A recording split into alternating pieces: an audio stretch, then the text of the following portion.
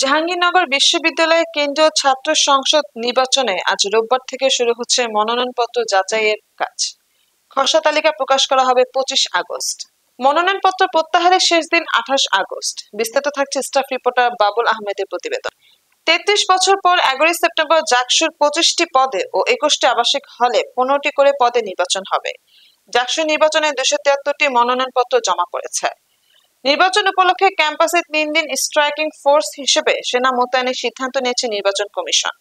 নির্বাচন কমিশনের সদস্য সচিব AKM রাশেদুল আলম জানান, নির্বাচনের দিন নিরাপত্তা নিশ্চিতে পুলিশ সদস্যদের পাশাপাশি সেনাবাহিনী, বিজিবি ও আনসার সদস্যরা দায়িত্ব পালন করবেন।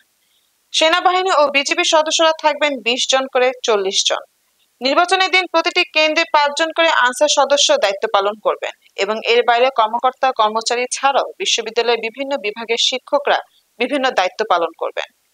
নির্বাচন কমিশন কার্যালয়ের সূত্র বলছে, এবারে জাকসু নির্বাচনে মোট ভোটার 11,919 জন।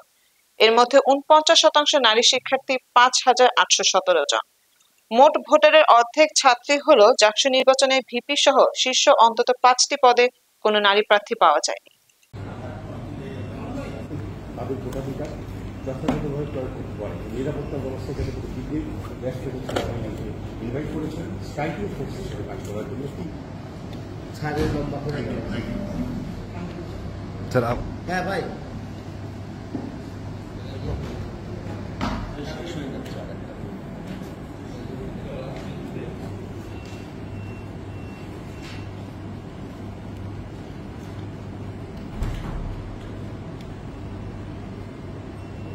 সাহেব ওটা তো আপনি লিখতেছেন, যদি দুই একটা না পড়ে থাকে ওটা কিন্তু খেয়াল